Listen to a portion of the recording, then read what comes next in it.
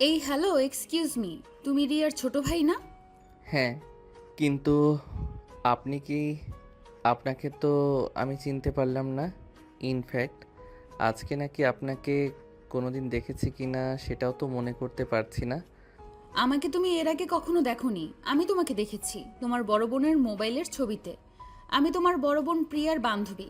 আচ্ছা, তুমি আমাকে এখন এটা বলেছো রিয়া আজ ভার্সিটিতে আসেনি কেন? আসলে আপুর শরীরটা আজ ভালো নেই। তারা নাকি খুব বেশি মাথা ব্যথা করছে। তাই আমি জিজ্ঞাসা করলাম, সে বলল ভার্সিটিতে আসতে পারবে না। ও আচ্ছা, ঠিক আছে। এই নাও, এই নোটগুলো রিয়াকে দিয়ে দিও। এখানে আজকের পড়ালেখা আছে। আচ্ছা আপু, ঠিক আছে, কোনো সমস্যা নেই। আমি আপুর কাছে এগুলো পৌঁছে দিব। বাই দ্য ওয়ে, আপু একটা কথা বলার ছিল, যদি কিছু মনে না করেন। হ্যাঁ, বলো না, তুমি কি বলবে? তুমি তো আমার বান্ধবীর ছোট ভাই, আমার ছোট ভাইয়ের মতোই। তাই কি বলবে বলো। না মানে আপু, আপনি দেখতে মাশাআল্লাহ অনেক সুন্দর। আপনাকে আমার খুব ভালো লেগেছে। ধন্যবাদ। আমি ছোটবেলা থেকেই সুন্দর। আমার আম্মু আমাকে বলতো ছোটবেলায় নাকি আমি আরো বেশি কিউট ছিলাম। আপনি কিন্তু এখন অনেক কিউট। আচ্ছা আপু, আপনার বাসা কোথায় জানতে পারি? সেটা তুমি আমাকে জিজ্ঞাসা না করে তোমার বোনের কাছে জিজ্ঞাসা করলেই তো পারো। তোমার বোন আমার ব্যাপারে সবকিছুই জানে। যাই হোক, এখন আমি আসি। আমার বাসায় যাওয়ার সময় হয়ে গেছে। ওদিকে ড্রাইভার আঙ্কেলও চলে এসেছে। এই বলে মেঘা সেখান থেকে চলে গেল। আর আকাশ মেঘা চলে যাওয়ার দিকে তাকিয়ে আছে। আকাশ এটা মেয়ে দেখছে নাকি আকাশের পরি সেটাই বুঝতে পারছে না। একটা মেয়ে মানুষ এতটা সুন্দর হতে পারে, আকাশ জীবনে এই প্রথমবার দেখলো। সত্যি সে এত সুন্দর মেয়ে মানুষ আজকের আগে কখনোই দেখেনি। মেঘা এতটাই সুন্দরী যে আকাশ যেন প্রথম দেখায় ক্রাশ খেয়ে ফেলল। যাই হোক, এরপর আকাশ কিছুক্ষণ সেখানে দাঁড়িয়ে থাকলেও ততক্ষণে মেঘা সেখান থেকে চলে গেছে। তারপর সে ভার্সিটি থেকে বের হয়ে বাসায় চলে আসলো। বাসায় আসতেই সে তার বোনের রুমে চলে গেল। আপু, এই নোটগুলো তোর বান্ধবী আমাকে দিয়েছে। ও আচ্ছা, ঠিক আছে। আমার টেবিলের উপর রেখে দে, আমি পরে দেখে নেব।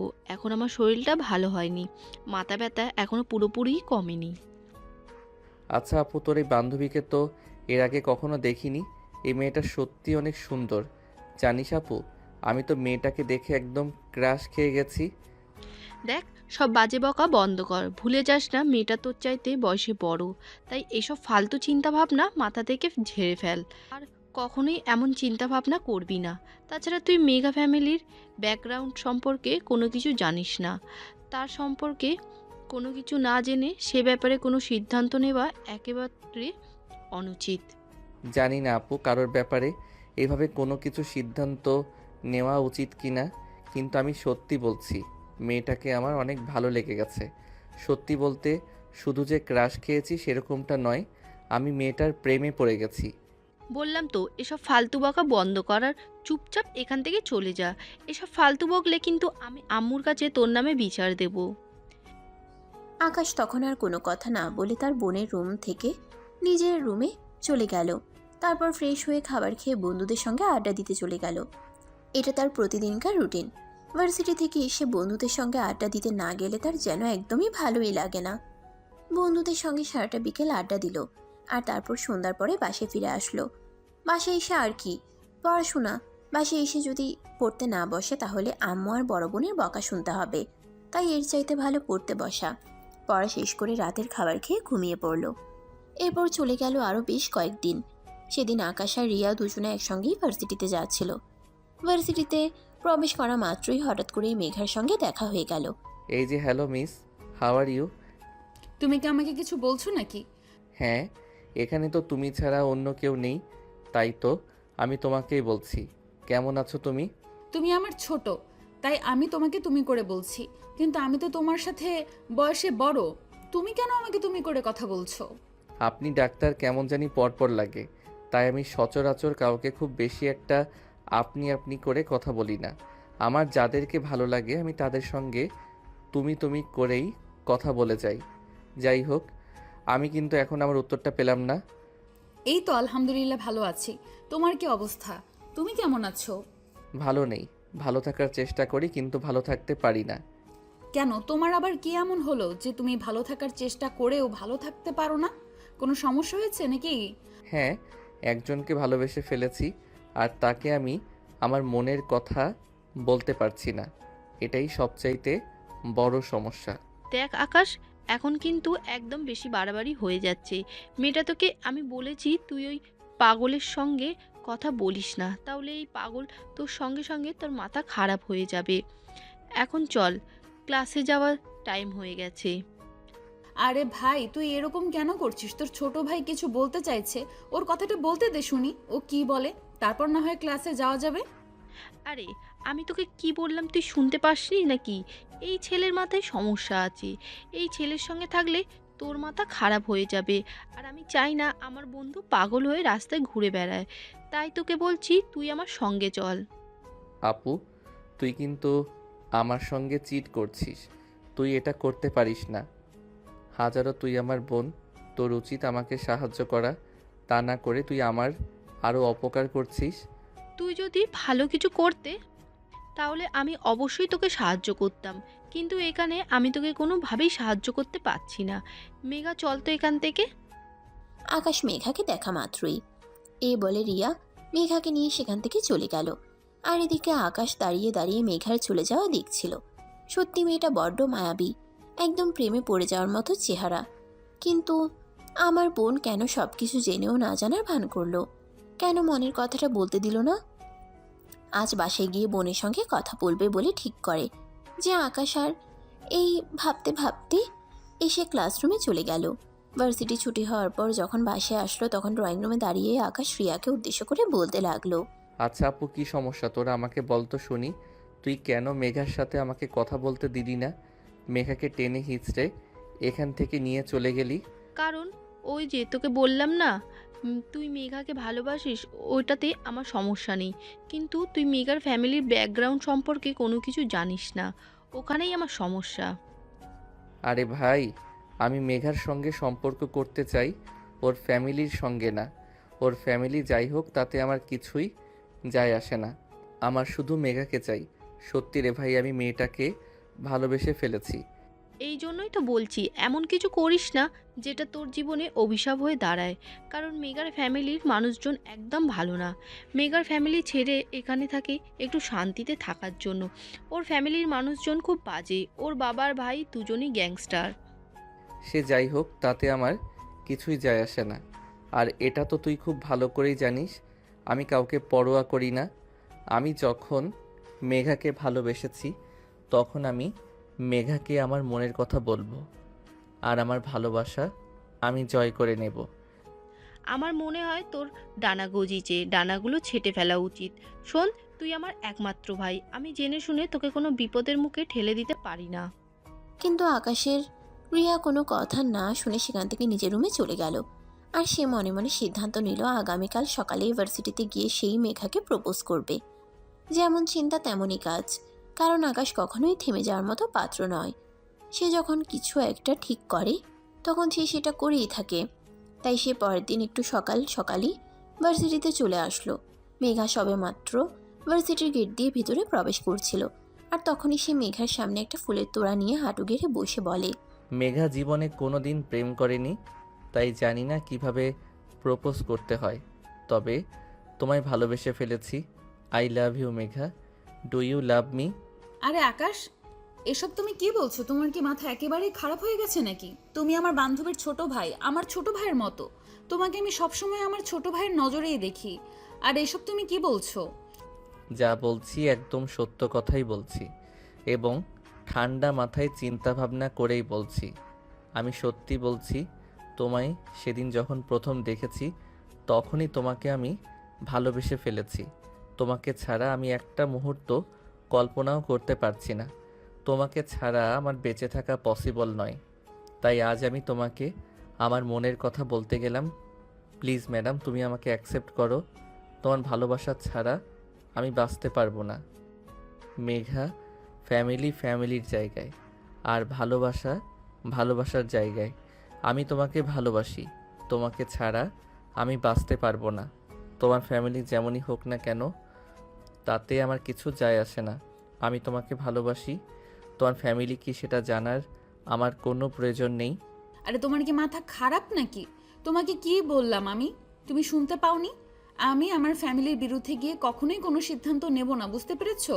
ঠিক আছে, যদি তাই হয় তাহলে আমি তোমার ফ্যামিলির সঙ্গে এই ব্যাপারে কথা বলতে রাজি আছি। তবে তুমি আমায় অ্যাকসেপ্ট করো। আগে তোমার সঙ্গে আমার ভালোবাসার সম্পর্কটা হোক, তারপর যেভাবেই পারি তোমার ফ্যামিলিকে আমি রাজি করাবই। এটা শোনা মাত্রই মেঘা কোনো কথা না বলে সেখান থেকে চলে যেতে চাইছে না, তখনই আকাশ আবার পেছন থেকে মেঘার হাতটা ধরে ফেলে আর বলতে থাকে, কি হলো মেঘা? আমি তো বললাম তোমার ফ্যামিলিকে যেভাবে হোক আমি রাজি করাবো, কিন্তু তুমি আমার কথার কোনো উত্তর না দিয়ে এখান থেকে চলে যাচ্ছ কেন? আমাকে কয়েকটা দিন সময় দাও, আমি আগে চিন্তা ভাবনা করে দেখি তোমার প্রপোজাল সত্যি একসেপ্ট করা যায় কিনা। দেখো, তোমাকে আমি চিনলেও তোমার সম্পর্কে সেরকম কোনো কিছুই আমি খুব ভালো করে জানি না, তাই তোমার ব্যাপারে আগে আমার খোঁজ খবর নেওয়া উচিত। আমার ফ্যামিলি তোমায় মেনে নেবে কিনা সেটা চিন্তা করা উচিত। আচ্ছা ঠিক আছে, তোমার যত ইচ্ছে তত চিন্তা করো, কিন্তু একটা কথা তোমায় বলে দিচ্ছি, আমার উত্তর কিন্তু অবশ্যই হ্যাঁ হওয়া চাই, কারণ আমি তোমায় ভালোবাসি। আর যদি তুমি আমাকে না বলে দাও তাহলে কিন্তু আমি তোমার সামনেই সুইসাইড করব। আচ্ছা ঠিক আছে, সেটা সময় হলেই দেখা যাবে। এখন আগে আমাকে সবটা ঠান্ডা মাথায় ঠান্ডা করে দেখতে দাও। এরপর আকাশকে আর কোনো কথা বলার সুযোগ না দিয়েই মেঘা সেখান থেকে নিজের ক্লাসরুমে চলে গেল। সেদিন ভার্সিটি থেকে আসার পথে হঠাৎ করেই আকাশের বাইক অ্যাক্সিডেন্ট করানো। আকাশ পায়ে প্রচণ্ড ব্যথা পায়, একটা পা ভেঙে যায়, তাই তাকে বেশ কয়েকদিন হসপিটালে থাকতে হয়। সেদিন রিয়া আকাশের সঙ্গে দেখা করতে গেল, তখন কেবিনে কেউ ছিল না, তাই আকাশ রিয়াকে বলল, আপু, আমি যে ব্যথা পেয়েছি এই সম্পর্কে কি মেঘা কিছু জানে না? মেঘা তো একদিন আমার সঙ্গে দেখা করতে আসলো না। ভার্সিটির সবাই যেখানে জানে সেখানে মেঘার না জানার কথা নয়। তো মেঘা কেন আসলো না সেটা তো আমি বলতে পারবো না। কি বলি সেটা তো আমি বিশ্বাসই করতে পারছি না। মেঘার সব কিছু জানে, তারপর আমার সঙ্গে একটাবার দেখা করতে আসলো না। তাছাড়া মেঘা তো সেই দিনের পর থেকে ভার্সিটিতে আসছে না। আমি তার সঙ্গে যোগাযোগ করার অনেক চেষ্টা করছি, কিন্তু কোনোভাবেই যোগাযোগ করতে পারিনি। তার ফোন নাম্বার বন্ধ, তার বাড়ির ঠিকানা জানি না। কি বলিস? হঠাৎ করে মেঘা কোথায় উধাও হয়ে গেল? আচ্ছা, তুই একটা কাজ কর, একটা নার্সের কাছ থেকে জিজ্ঞাসা করে আয় আমাকে হসপিটাল থেকে ছুটি দিবে কবে। তোর কি মাথা খারাপ হয়ে গেছে নাকি? হসপিটাল থেকে ছুটি কবে দেবে এটা তোর জন্য ইম্পর্টেন্ট? না তোর পা পুরোপুরি ভেঙে গেছে, হসপিটাল থেকে যাওয়ার পর আরও 1-1.5 মাস থেকে বিশ্রাম নিতে হবে, তারপর একটু হাঁটাচলা করতে পারবি। আরে আপু, তোকে যেটা জিজ্ঞাসা করেছি তুই সেটাই কর। তুই একটা নার্সের কাছ থেকে জিজ্ঞাসা করে আয় আমাকে ছুটি কবে দিবে। রিয়া তখন আর কোনো কথা না বলে নার্সের কাছে জিজ্ঞাসা করতে গেল। না আর তো বল 2 দিন পর ছুটি দেবে। তখন রিয়া এসে আবারও সেটা আকাশকে জানালো। এটা শুনে আকাশ বলল, আপু, তুই আমার জন্য একটা উপকার করতে পারবি? একটা কাজ করতেই ভার্সিটিতে গিয়ে প্রিন্সিপাল স্যারের কাছ থেকে মেঘার ব্যাপারে একটু খোঁজ খবর নিয়ে আয়। তুই তো মেঘার বন্ধু, তাই প্রিন্সিপাল স্যার তো কি কোনো সন্দেহ করবে না। আচ্ছা ঠিক আছে। অতঃপর আকাশের কাছ থেকে বিদায় নিয়ে বাসে চলে আসে রিয়া। এর পরের দিন যখন ভার্সিটিতে গেল সে, তখন কোনো রকমে প্রিন্সিপাল স্যারের কাছে মেঘার ব্যাপারে জিজ্ঞাসা করলো। আসসালামু আলাইকুম স্যার, আপনার কাছে একটু দরকার ছিল তাই এসেছিলাম। ওয়ালাইকুম আসসালাম। আরে রিয়া, হঠাৎ তুমি কেন? বলো না, কি বলবে? স্যার, আমি আসলে মেঘার ব্যাপারে আপনার কাছে কিছু জিজ্ঞাসা করতে এসেছিলাম।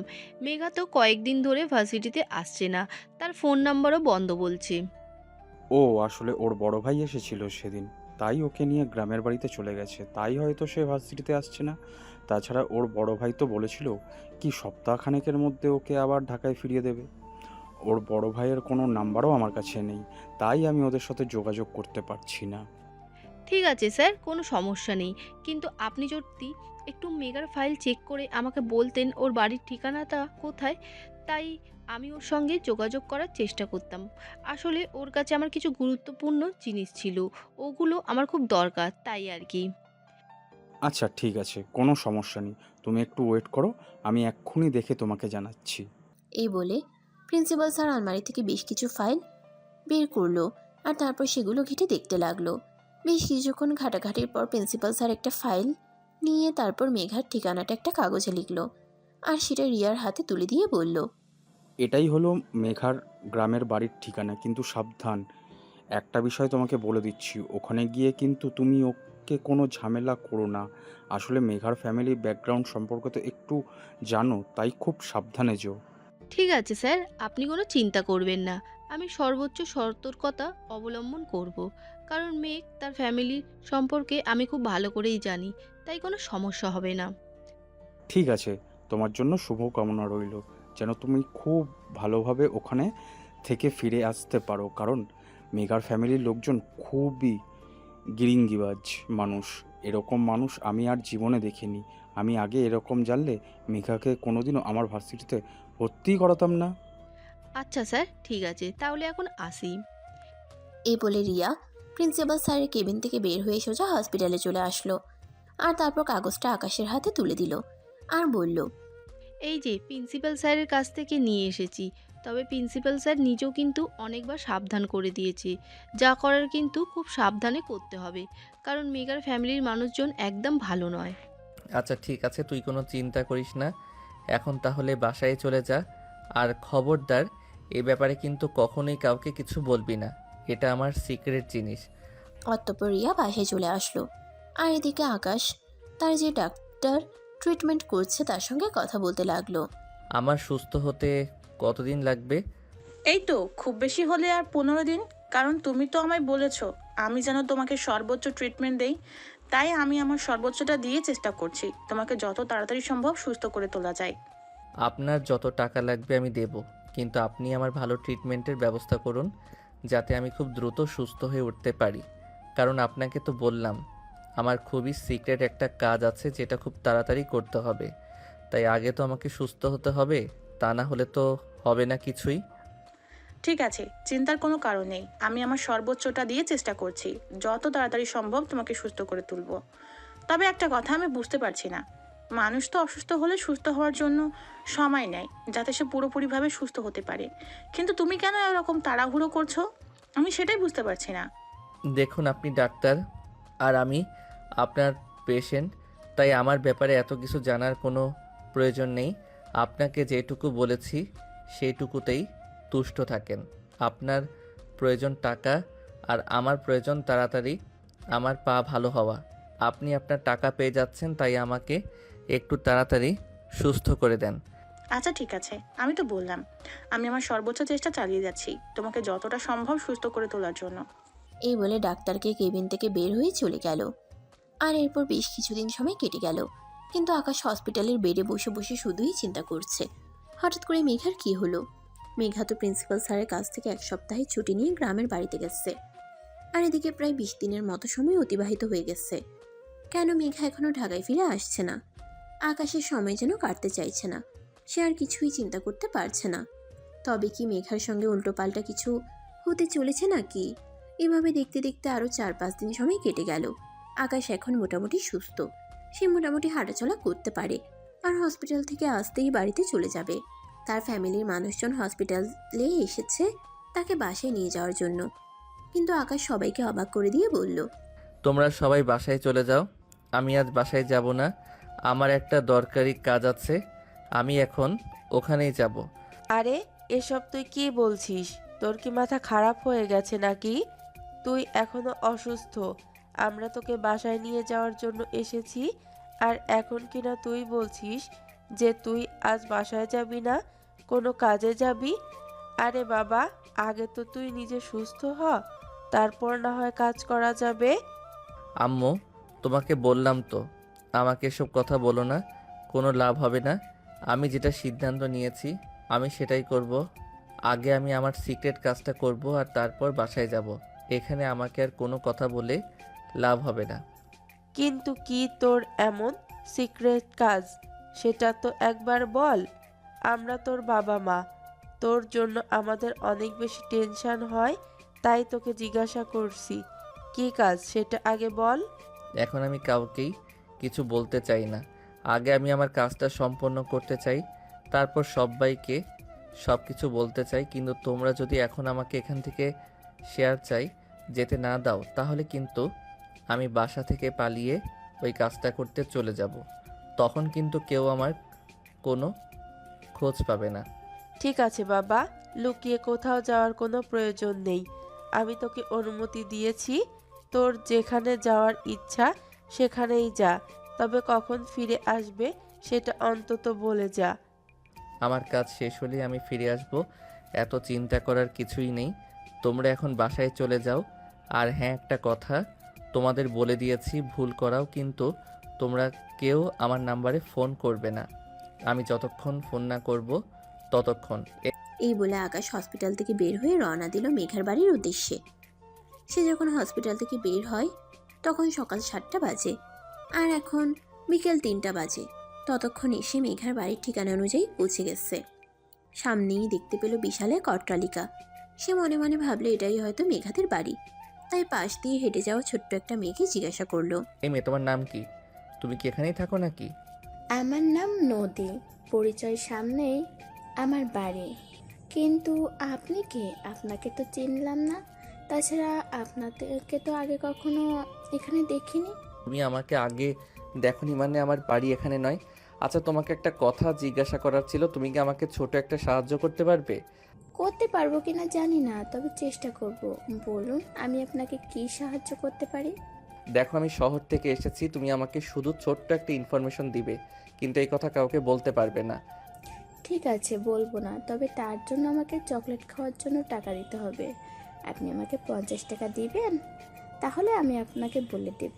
আচ্ছা ঠিক আছে, এই নাও, এখানে 100 টাকা আছে, এটা দিয়ে তুমি তোমার মন মতো চকলেট কিনে নিও। তবে তুমি শুধু আমাকে ছোট্ট করে একটা কথা বলো, এটা কি মেঘাদের বাড়ি? মানে যে ঢাকায় ইউনিভার্সিটিতে পড়াশোনা করে। মানে আপনি মেঘাপুর কথা বলছেন? হ্যাঁ, তুমি একদম ঠিক বলেছো। এটা কি ওদের বাড়ি নাকি, সেটাই আমি তোমার কাছে জানতে চেয়েছি। হ্যাঁ, এটা তো মেঘা আপুদেরই বাড়ি, কিন্তু সেটা জেনে আপনার কি লাভ? লাভ মিস্ত্রি হিসাব করে তোমার তো কোনো লাভ নেই। তোমার কাছে শুধু আমি ঠিকানাটা জানতে চেয়েছিলাম, আর তার জন্য তো আমি তোমাকে টাকা দিয়েছি। তাহলে এখন তুমি তোমার মুখটা বন্ধ করে এখান থেকে চুপচাপ চলে যাও। ঠিক আছে, আমি যখন আমার কাজের জন্য পারিশ্রমিক পেয়ে গেছি, তাহলে আর কথা বলে লাভ কি? আমি যাই তাহলে। এই বলে নদী সেখান থেকে চলে গেল, আর আকাশ সেখানে দাঁড়িয়ে অপেক্ষা করতে লাগলো। এদিকে মেঘা তখন ব্যালকনিতে বসে বই পড়ছিল। তখনই হঠাৎ তার চোখ পড়ল বাড়ির সামনে একটা ছেলে পায়চারি করছে। মেঘা ছেলেটাকে সেটা দেখার জন্য উঠে দাঁড়ালো, আর তখনই সে আকাশকে দেখতে পেল। তার মাথায় যেন আকাশ ভেঙে পড়ল। সে ভাবতেই পারছে না আকাশ তার বাড়ির ঠিকানা কোথায় পেল। তখনই হঠাৎ তাদের দুজনে চোখাচোখি হয়ে গেল, আর তখনই আকাশ বলতে লাগলো, মেঘা, তুমি হঠাৎ করে এখানে চলে এসেছো কেন? তুমি তো জানতে আমার অ্যাক্সিডেন্ট হয়েছিল। একটাবার তুমি আমার সঙ্গে হসপিটালে দেখা করতে গেলে না, আর চলে এসেছো সব ভালো কথা, অন্তত একটা ফোন তো করতে পারতে।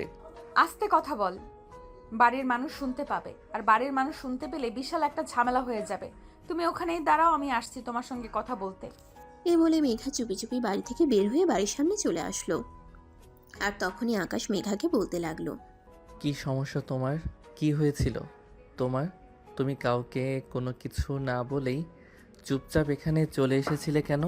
তুমি তো আমার বোনকে অন্তত বলে আসতে পারতে যে তুমি বাড়িতে আসছো, বা একটা ফোন অন্তত করতে পারতে। সেটার কোনো অপশন আমার হাতে ছিল না, কারণ বাড়িতে আমাকে কখনোই মোবাইল ব্যবহার করতে দেওয়া হয় না। আর শহরে থাকলে আমি যে ফোনটা ব্যবহার করি, ওটা বাড়িতে আসলে আমার ভাইয়ের কাছে থাকে। তাই এখন বলো, তুমি আমার বাড়ির ঠিকানা কোথায় পেয়েছো? বাড়ির ঠিকানা আমি প্রিন্সিপাল স্যারের কাছ থেকে জোগাড় করেছি। মেঘা, তুমি এভাবে আমাকে না বলে চলে আসবে, তোমার কি একটু কষ্ট লাগেনি নাকি? কষ্ট লাগলেও কিছু করার নেই, কারণ আমি পরিস্থিতির শিকার। আরেকটা কথা তোমাকে বলার আছে, সেটা হলো আমার ফ্যামিলির মানুষ আমাকে এখানে নিয়ে এসেছে আমার বিয়ের সম্বন্ধ করার জন্য। আমার বিয়ে ঠিক হয়ে গেছে, তাই প্লিজ আমি তোমাকে রিকোয়েস্ট করে বলছি, তুমি আমাকে ভুলে যাও আর এখান থেকে চলে যাও। তোমাকে ভুলে যাওয়ার জন্য আমি ভালোবাসিনি, আর তোমাকে ছেড়ে চলে যাওয়ার জন্য আমি এখানে আসিনি। আমি এখানে এসেছি তোমাকে নিয়ে যাওয়ার জন্য। আমি তোমায় ভালোবাসি, তোমাকে ছাড়া আমি বেঁচে থাকতে পারবো না, সেটা তো আমি তোমাকে বলেই দিয়েছি। তাহলে এখন তুমি আমাকে এসব কথা কেন বলছো? শুধুমাত্র এই কারণেই তোমাকে এসব কথা বলছি যে আমি আমার ফ্যামিলির বিরুদ্ধে গিয়ে কখনোই কিছু করতে পারবো না, সেটা তো তোমাকে বলেই দিয়েছি। তাছাড়া এখন যখন আমার ফ্যামিলির মানুষ আমার বিয়ের সম্বন্ধ ঠিক করেছে, এখন আর কোনোভাবে এখান থেকে বেরিয়ে যাওয়া আমার পক্ষে সম্ভব নয়, কারণ আমি আমার বাবা আর ভাইদের প্রচণ্ড ভয় পাই। তোমার বাবা ভাইকে তুমি ভয় পেতে পারো, কিন্তু আমি তো ভয় পাই না। আমি তোমার বাবা ভাইয়ের সম্মুখীন হব, আর তাদের সঙ্গে কথা বলবো। তারপর তাদেরকে রাজি করিয়েই আমি তোমাকে আমার বাড়িতে নিয়ে যাব। এটা কোনোদিনই সম্ভব নয়। তাই আমি তোমাকে শেষবারের মতো বলছি, তুমি এখান থেকে চলে যাও। আমার ভাই কিংবা আমার বাড়ির মানুষ যদি তোমাকে দেখতে পায় তাহলে তোমাকে একদম খুন করে ফেলবে। তোমাকে না পেয়ে বেঁচে থাকার চাইতে মরে যাওয়া অনেক ভালো। ভালোবাসাবিহীন মানুষ কখনোই বেঁচে থাকতে পারে না। আকাশ, তোমার সঙ্গে আমার ভালোবাসার সম্পর্কটা না হয়ে উঠলেও তুমি আমার বান্ধবীর ছোট ভাই, তাই আমি তোমাকে রিকোয়েস্ট করে বলছি, প্লিজ তুমি এখান থেকে চলে যাও। এমন কিছু করো না যেটা তোমার আর আমার দুজনের জন্যই ক্ষতিকারক হয়। এই বলে মেঘা আসে এখান থেকে দৌড়ে বাড়ির ভিতরে ঢুকে গেল, কারণ তখনই তার বাবার গাড়ি বাড়িতে প্রবেশ করছিল। কিন্তু আকাশ তখনও সেখানে ঠাই দাঁড়িয়ে আছে। মেঘার বাবা গাড়ি থেকে নেমে আকাশকে দেখে নিজের কাছে ডেকে নিলেন। এই ছেলে, কে তুমি? আর আমার বাড়ির সামনে কি করছো তুমি? তুমি তো আমাদের এলাকার না। আঙ্কেল, আমি সত্য বলবো না মিথ্যে বলবো? আমার সামনে দাঁড়িয়ে আজ পর্যন্ত কেউ মিথ্যে কথা বলার সাহস পায় না, আর তাই আমি আশা করব তুমিও মিথ্যে কথা বলবে না। তাহলে শুনেন শ্বশুর আব্বু, আমি আপনার মেয়েকে ভালোবাসি, আপনার মেয়েও আমাকে ভালোবাসে, কিন্তু আপনার ভয়ে এসে আমাকে তার ভালোবাসার কথা বলতে পারে না, তাই আপনার ঠিক করা ছেলের সঙ্গে বিয়ে করতেছে, রাজি হয়েছে। কিন্তু এটা শুনে আমি তো আর চুপ করে বসে থাকতে পারি না, তাই ঢাকা থেকে এখানে চলে এসেছি আপনার মেয়েকে বউ করে আমাদের বাড়িতে নিয়ে যাওয়ার জন্য। তোমার সাহস দেখে আমি অবাক না হয়ে পারছি না। যেখানে আমার ভয়ে বাঘে মশে এক কোয়ারে পানি খায়, আর এখানে তুমি কিনা আমার সামনে দাঁড়িয়ে আমার মেয়েকে নিয়ে কথা বলছো। এত বড় দুঃসাহস তোমার! শ্বশুর মশাই, ভালোবাসার মানুষটা যদি নিজের চোখের সামনে অন্য কারো হয়ে যায় তাহলে একটু তো দুঃসাহসী হতে হয়। তাই আমি আপনাকে সরাসরি বললাম মেঘাকে আমি ভালোবাসি, আর আপনি যদি মেয়েদেরকে অন্য কারোর হাতে তুলে দেন তাহলে আমি আপনার বাড়ির সামনে সুইসাইড করব, আর সেটার জন্য দায়ী থাকবেন আপনি। আমার সামনে দাঁড়িয়ে এভাবে কথা বলার মতো দুঃসাহস ছেলে আমি জীবনে দুটো দেখেছি কিনা সন্দেহ।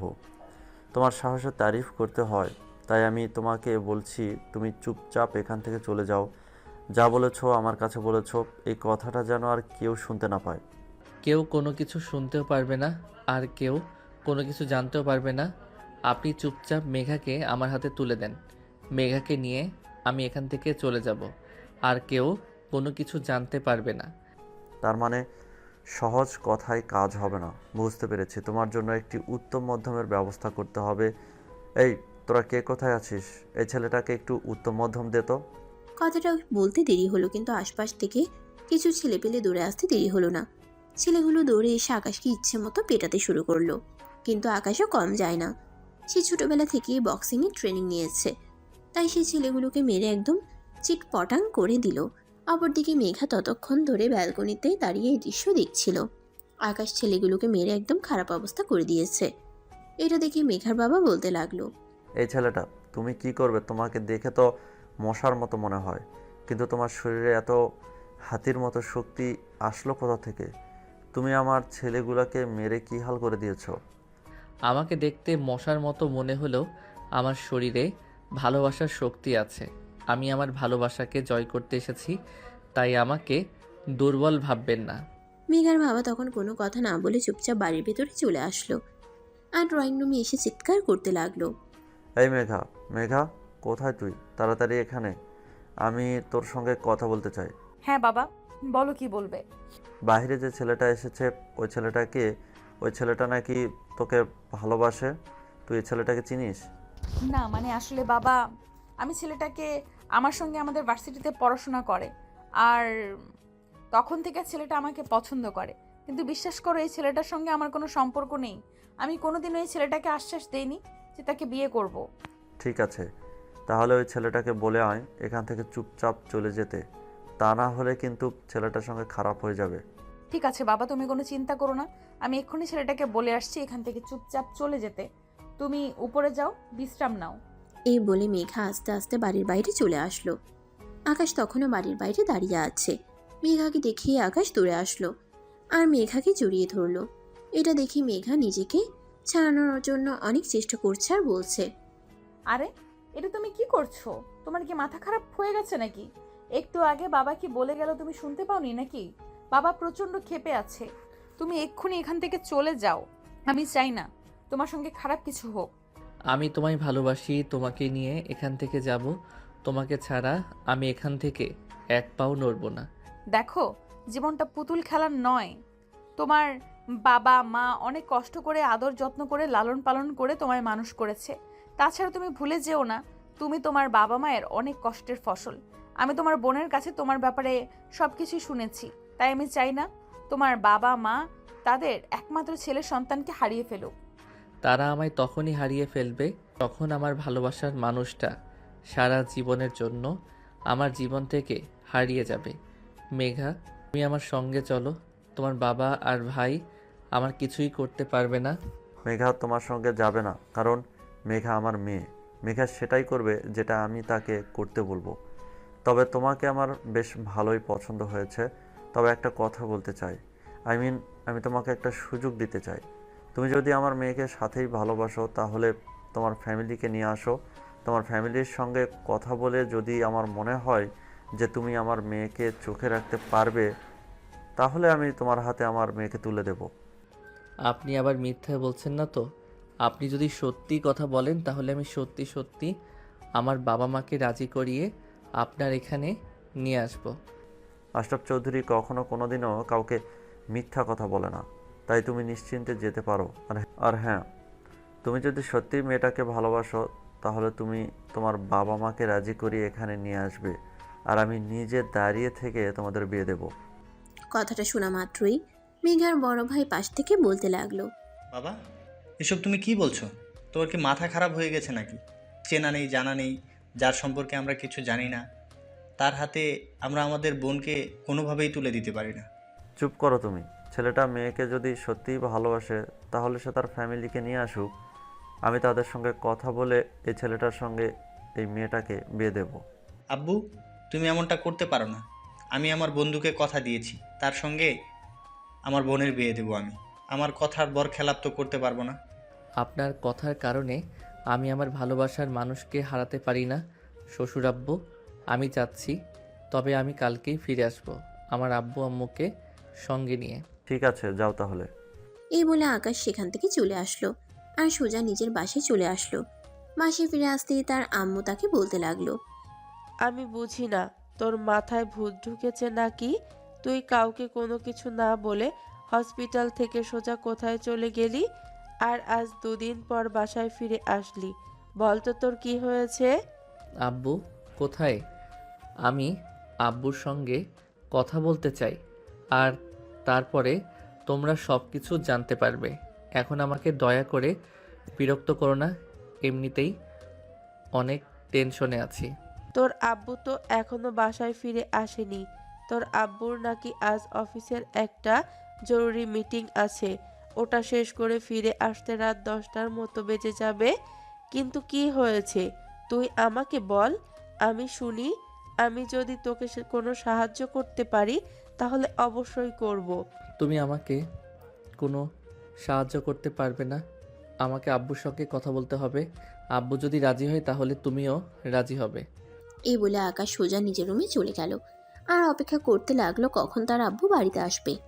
রাত 10টা বাজতে না বাজতেই তার আব্বু বাসে চলে আসলো আর তার আব্বুর কণ্ঠস্বর শুনে সে সোজা দৌড়ে তার আব্বুর রুমে চলে আসলো।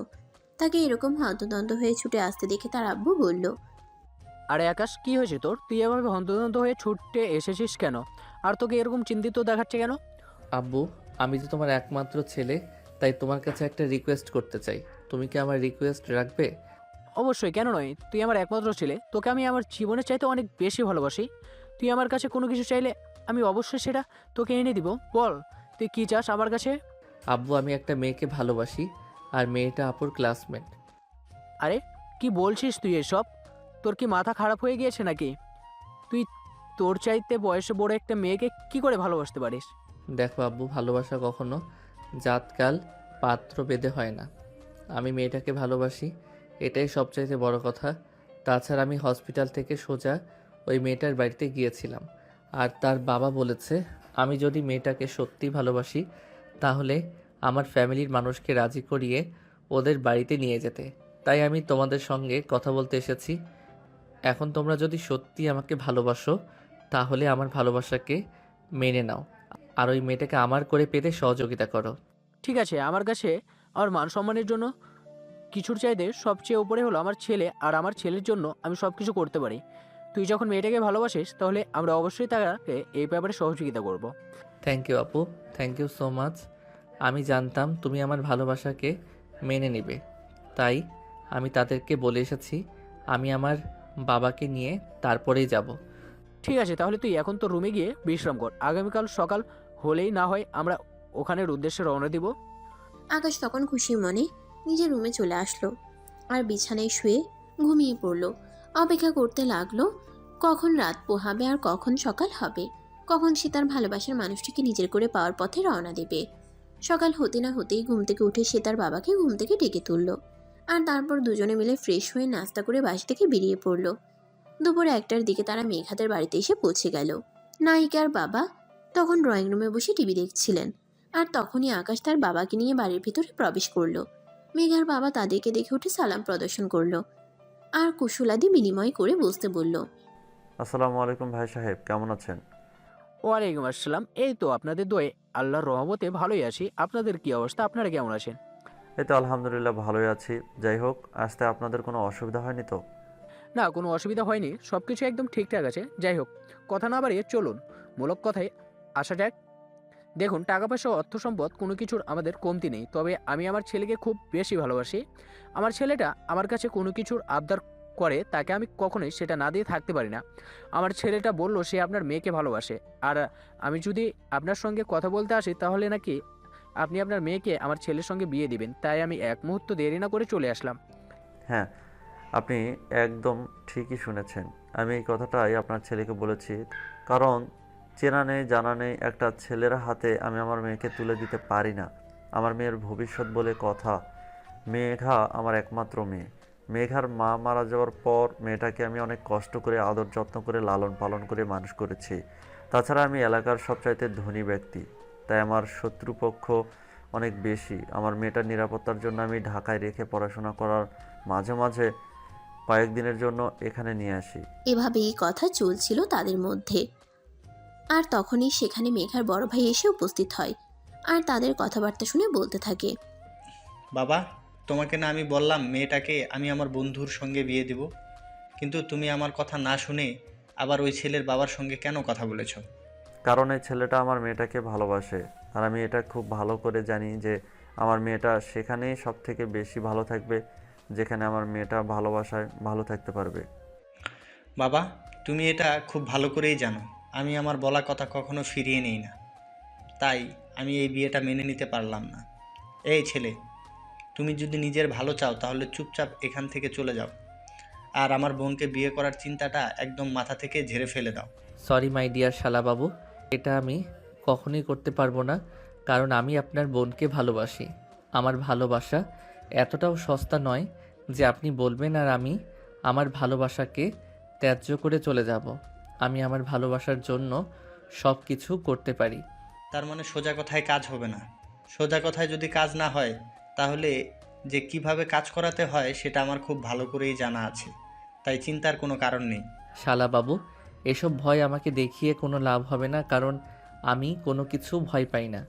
আমি ভালোবাসি, আর ভালোবাসাকে কিভাবে জয় করতে হয় সেটা আমি জানি। তার মানে তোকে যাই কিছু বলি না কেন তুই কোনো কথাই শুনবি না, ঠিক করে নিয়েছিস?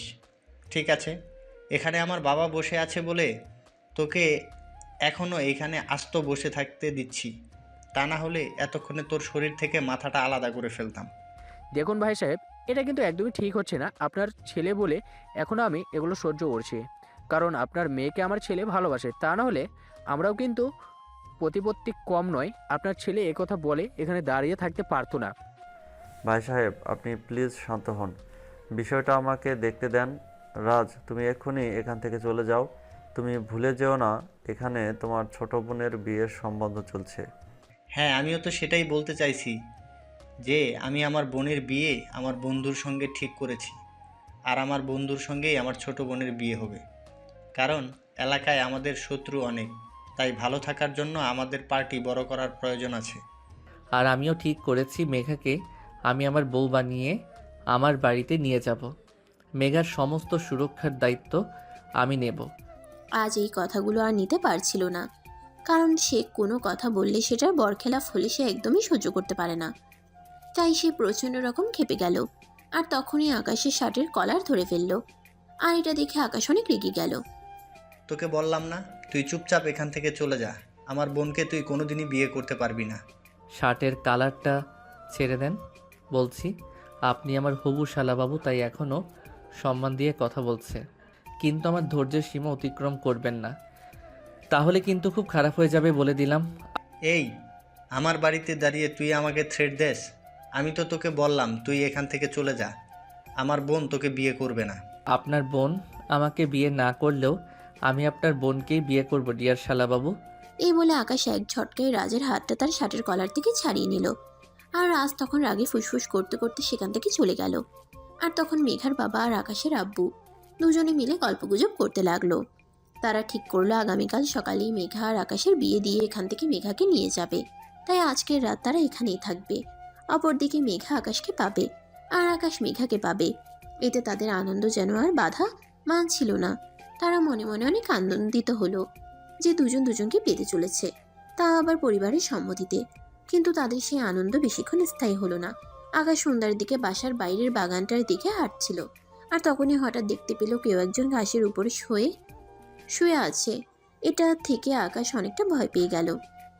সে মোবাইলের টর্চ জ্বালিয়ে সেখান থেকে চলে গেল, কিন্তু সে চেহারাটা দেখতে পারছিল না। তাই সে লোকটাকে উল্টানো, আর তখনই দেখতে পেল এটা আর কেউ নয়, মেঘার বড় ভাই রাজ।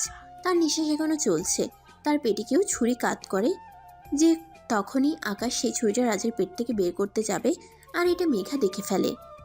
মেঘা চিৎকার দিয়ে সেখান থেকে দৌড়ে আসে, আর আকাশকে চড় মারতে মারতে বলে, এটা তুমি কি করলে? তুমি আমাকে পাওয়ার জন্য আমার বড় ভাইকে খুন করে ফেলেছো। ছি ছি ছি আকাশ, তোমার কাছ থেকে এটা আমি কখনোই আশা করিনি। মেঘা, তুমি আমায় ভুল করছো। আমি এসব কিছুই করিনি। আমি এখানে হাঁটছিলাম আর তখনই দেখতে পাই ভাইয়া এখানে উগ্র হয়ে শুয়ে আছে, আর আমি তাকে বাঁচানোর চেষ্টা করছিলাম, কারণ তার নিঃশ্বাস এখনও চলছে। তাই আমি তাকে নিয়ে হসপিটাল যাওয়ার চেষ্টা করছিলাম। একদম মিথ্যে কথা বলার চেষ্টা করো না। আমাকে বোকা পেয়েছো নাকি তুমি? এখান থেকে চলে যাও, আমি তোমার চেহারাটাও দেখতে চাই না। তুমি আমার ভাইয়ের খুনি। এই বলে মেঘা চিৎকার করতে থাকলো। মেঘার চিৎকার শুনে বাড়ির সবাই সেখানে চলে আসলো, আর সবাই মিলে রাজকে নিয়ে হসপিটালে চলে গেল। আর এদিকে আকাশ তখনও মেঘাদের বাড়িতেই আছে। তখন আকাশের বাবা তার সামনে এসে দাঁড়ালো আর বলল, আকাশ, তোকে কেউ বিশ্বাস করুক না করুক আমি বিশ্বাস করি, কারণ তুই আমার সন্তান। আমি জানি তুই এরকম করতে পারিস না। তুই আমাকে খুলে বল তো কি হয়েছিল ওখানে। অতঃপর আকাশ তার আব্বুকে সবকিছু খুলে বলল। আর সবকিছু শুনে তার আব্বু তাকে বলল, ঠিক আছে, তুই কোনো চিন্তা করিস না। আগের রাজ সুস্থ হয়ে যাক, তারপর তার মুখ থেকে সব কিছু শুনবে, তখন আর কেউ তোকে ভুল বুঝবে না। কিন্তু আব্বু, মেঘা এভাবে আমাকে ভুল বুঝলো, এটা তো আমি মেনে নিতে পারছি না। মেঘাকে আমি ভালোবাসি, আর ভালোবাসার মানুষের আঘাত সহ্য করা যায় না। একটু ধৈর্য ধর, সব ঠিক হয়ে যাবে। আল্লাহর উপর ভরসা রাখ। তোর ভালোবাসা যদি সত্যি হয় তাহলে আল্লাহ নিশ্চয়ই রাজকে আমাদের মধ্যে ফিরিয়ে আনবে, আর সমস্ত সত্যটা সবার সামনে তুলে ধরবে। হ্যাঁ, সেটাই। এখন তার অপেক্ষা করা আর ধৈর্য ধরা ছাড়া কিছুই করার নেই। আল্লাহর উপর সব কিছু ছেড়ে দিয়েছি। আল্লাহর যেটা ভালো মনে হয় আল্লাহ সেটাই করুক। আমি আল্লাহর বিরুদ্ধে কখনোই যাব না। এই বলে আকাশ আর তার আব্বুও হসপিটালে চলে আসলো। এদিকে অপারেশন থিয়েটারে রাজের অপারেশন চলছে। মেঘা আর তার আব্বু হসপিটালের ঘরে ধরে বসে আছে। আকাশের আব্বু আস্তে আস্তে মেঘার বাবার পাশে গিয়ে দাঁড়ালো, আর তারপর ওনার কাঁধে হাত রেখে বলতে লাগলো, দেখুন ভাই সাহেব, আমার ছেলেটা আপনার মেয়েকে ভালোবাসে, এই কথা সত্যি, কিন্তু তার মানে এই নয় যে আমার ছেলে আপনার মেয়েকে খুন করতে পারে। আমি আমার ছেলেকে এই শিক্ষা দেইনি।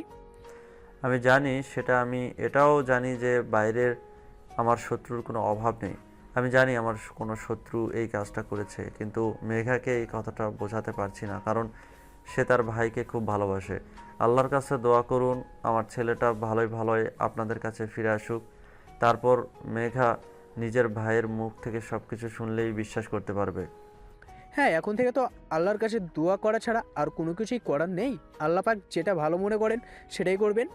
এতক্ষণ এই কথাগুলি মেঘা পাশ থেকে শুনছিল, কিন্তু তখন আর সেই কথাগুলো সহ্য করতে পারল না, তাই চিৎকার করে বলে উঠল, আপনারা এখন এই মুহূর্তে এখান থেকে চলে যান। আমি আপনাদের আর এক মুহূর্ত এখানে সহ্য করতে পারছি না। আপনার ছেলে আমার ভাইয়ের খুনি। আপনার ছেলে আমাকে পাবে না বলে আমার ভাইকে খুন করার চেষ্টা করছিল। মেঘা, তুমি তোমার মাথাটা ঠান্ডা করো। তোমার ভাই সুস্থ হোক, তারপর থেকেই সব কিছু জেনে নিও। আমার ছেলে তোমাকে ভালোবাসে, কিন্তু কখনোই তোমার ভাইয়ের খুনি হতে পারে না। সেটা আমার ভাই সুস্থ হলেই জানা যাবে।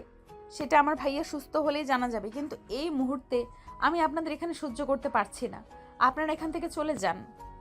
ঠিক আছে মা, আমরা এক্ষুনি এই মুহূর্তে এখান থেকে চলে যাচ্ছি। তবে একটা কথা মনে রেখো, তুমি যেটা ভাবছো সেটা কিন্তু সম্পূর্ণ ভুল। একদিন তুমি নিজেই নিজের ভুল বুঝতে পারবে এবং আমার ছেলের কাছে তুমি নিজেই ফিরে যাবে।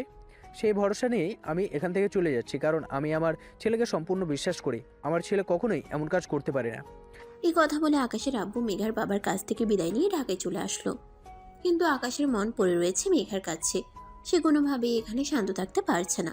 মেঘা তাকে ভুল বুঝলো, তাতে তার কিছুই যায় আসে না। কিন্তু সে মেঘাকে পছন্দ করে, ভালোবাসে।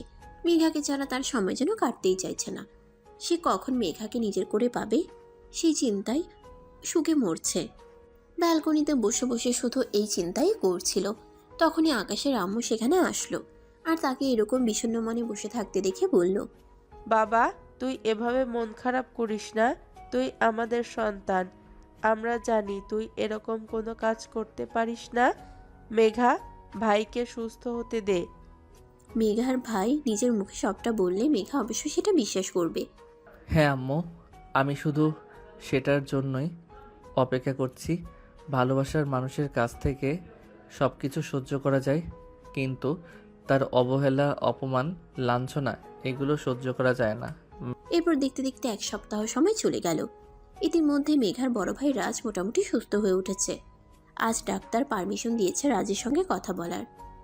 ভাই এখন তো শরীর কেমন আছে? তুই ঠিক আছিস তো? হ্যাঁ বোন, আমি এখন আল্লাহর রহমতে ভালোই আছি। তোদের কি অবস্থা? তোরা কেমন আছিস? এই তো ভাইয়া, আমরাও ভালো আছি। তোকে একটা কথা জিজ্ঞেস করার ছিল। তুই এতদিন সুস্থ হোসনি তাই জিজ্ঞেস করতে পারিনি। আচ্ছা তুই আমাকে একটা কথা বল, তোর এই অবস্থা কে করেছে? আসলে সেদিন রাতের বেলায় আমি বাগানে দাঁড়িয়ে সিগারেট খাচ্ছিলাম। তখনই পিছন থেকে কেউ একজন আমাকে আক্রমণ করে, আর আমি পিছন ফিরে তাকিয়ে দেখি ওরা ডাকাতের দল ছিল। ওরা আমার কাছ থেকে আমার বাড়ির দলিল আর ব্যাংকের সমস্ত ডকুমেন্ট চাইছিল, কিন্তু আমি সেগুলো তাদের দিতে অসম্মতি জানাই, আর তখনই তারা আমাকে ছুরিঘাত করে। ভাইয়া তুমি ভুল কিছু বলছিস না তো? তুই ঠিকঠাক ভেবে বল, ওটা কি আকাশ ছিল? না, ওটা আকাশ কেন থাকতে যাবে? তাছাড়া আকাশ কেন এই কাজ করতে যাবে?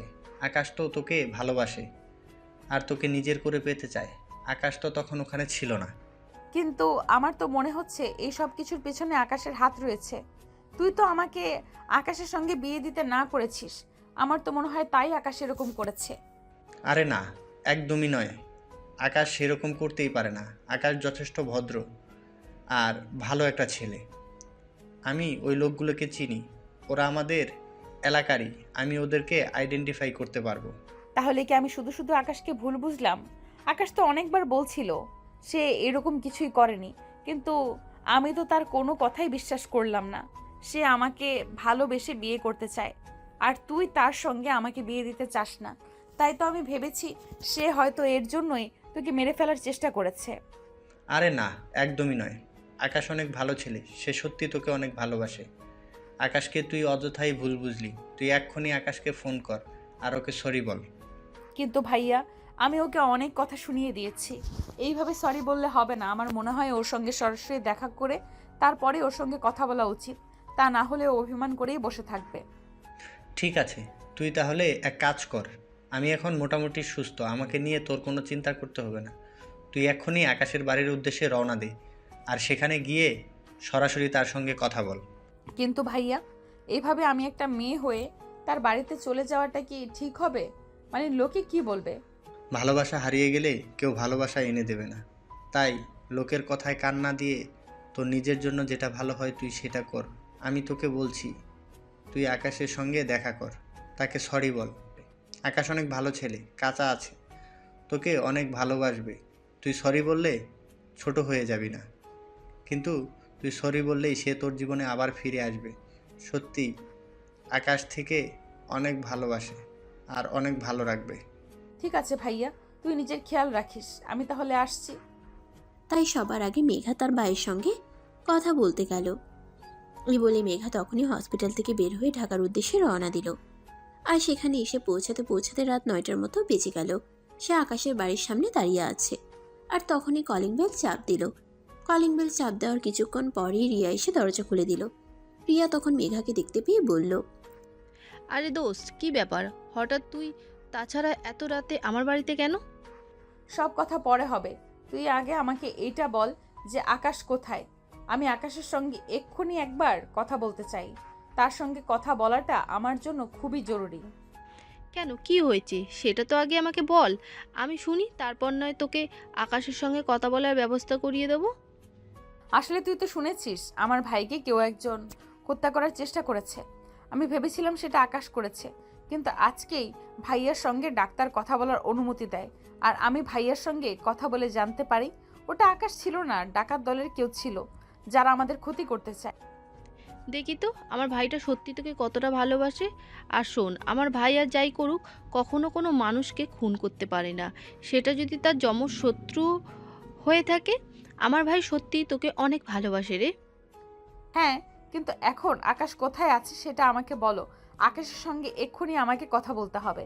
আমি খুব বড় ভুল করে ফেলেছি, আর এরকম ভুল করতে চাই না। উপর দিয়ে ডান দিকে 2 নম্বর রুমটা আকাশের, ওখানে গিয়ে ওর সঙ্গে কথা বল। মেঘা তখন আর কোনো কথার উপেক্ষা না করে সেখান থেকে সোজা উপরে চলে গেল। রুমে গিয়ে দেখতে পেল আকাশ ব্যালকনিতে দাঁড়িয়ে দাঁড়িয়ে সিগারেট খাচ্ছে আর বিষণ্ণ মনে বাইরের দিকে তাকিয়ে আছে। মেঘা তখন আকাশের ঘাড়ে হাত রাখলো। এটা দেখে আকাশ অনেকটা চমকে গেল। পিছন ফিরে তাকিয়ে দেখলো মেঘা তার সামনে দাঁড়িয়ে আছে। সে মেঘাকে দেখেই বলল, মেঘা, তুমি এখানে? হ্যাঁ, আমি আকাশ। প্লিজ তুমি আমাকে ক্ষমা করে দাও। তোমাকে ভুল বুঝে আমি এতগুলো কথা শুনিয়েছিলাম, কিন্তু আমি ভাইয়ের সঙ্গে আজ কথা বলেছি। ভাইয়ের সঙ্গে কথা বলে জানতে পারলাম ওটা তুমি ছিলে না। প্লিজ আমাকে এবারের মতো ক্ষমা করে দাও। আরে পাগলি মেয়ে, তুমি আমার কাছে ক্ষমা কেন চাইছো? আমি জানতাম ওই কাজটা আমি করিনি, তাই আমি তোমার কথায় কিছু মনে করিনি। তাছাড়া আমি এটাও জানতাম যে তুমি তোমার ভাইয়ার সঙ্গে কথা বলে বুঝতে পারবে ওখানে আমার কোনো দোষ ছিল না। হ্যাঁ, আমি ভাইয়ের সঙ্গে কথা বলে জানতে পেরেছি ওগুলো আমাদের শত্রুপক্ষ ছিল। প্লিজ তুমি আমাকে এই শেষবারের মতো ক্ষমা করে দাও। আমি আর কখনোই তোমাকে ভুল বুঝবো না। তাই নাকি? ঠিক আছে, আমি তোমাকে একটা শর্তেই ক্ষমা করতে পারি, যদি আজই তুমি আমায় বিয়ে করো। বিয়ে যখন তোমাকেই করতে হবে তখন তো সময়ের অপেক্ষা করে লাভ নেই। তুমি যখন বলবে তখনই আমি তোমাকে বিয়ে করতে রাজি আছি, কারণ আমি বুঝে গেছি তুমি সত্যিই আমাকে ভালোবাসো। আকাশ, তুমি কোনোদিনও আমায় ছেড়ে যাবে না তো? তোমায় ছেড়ে যাওয়ার আগে যেন এই জীবন চলে যায়। ম্যাডাম, আমি তোমায় ভালোবাসি, তোমায় ছেড়ে যাওয়ার তো কোনো প্রশ্নই আসে না। আমি সারা জীবন তোমার ভালোবাসায় বেঁচে থাকতে চাই। তখন মেঘা আকাশকে জড়িয়ে ধরে আর কান্না করতে থাকে। এটা দেখে আকাশ বলে, এই পাগলি মেয়ে, তুমি এভাবে কান্না করছো কেন? ভালোবাসার মানুষকে পেতে চলেছো, এটা তো অনেক খুশির খবর। এখন কান্না করো না প্লিজ। তুমি আমাকে কতটা ভালোবাসো, আর আমি তোমাকে ভুল বুঝেছিলাম। প্লিজ আমাকে শেষবারের মতো ক্ষমা করে দাও। আমি কখনোই এরকম করব না। আচ্ছা বাবা, ঠিক আছে, এইবার তুমি একটু হাসো। তোমাকে এভাবে কান্না করতে দেখলে আমার একদম ভালো লাগে না। তোমাকে হাসি মুখে দেখি আমি ভালোবেসেছিলাম, এখন যদি তুমি কান্না করো তাহলে কি আমার একটু ভালো লাগবে? প্লিজ একটু হাসো। এই যে আমি হাসলাম, এবার তো হলো। হ্যাঁ, সব সময় এরকম হাসি খুশি থাকবে। এখন নিচে চলো, আব্বু আম্মুকে গিয়ে বলি বিয়ের ব্যবস্থা করতে। যাবো তো অবশ্যই, তার আগে আমার একটু আদর করা ভালোবাসা দাও, তারপর যাব। তুমি যদি আমায় এখন আদর না করো তাহলে যাব না। উম, উম, এবার তো হলো, এখন চলো বাকি আদর ভালোবাসা সব বাসর রাতেই সুদে আসলে পুষিয়ে দেব। এখন চলো আগে বিয়ের ব্যবস্থাটা তো করি। অতঃপর আকাশ মেঘাকে নিয়ে নিচে চলে আসলো। তারপর সোজা তার আব্বুর রুমে চলে গেল আর তার আব্বুকে সবকিছু খুলে বলল।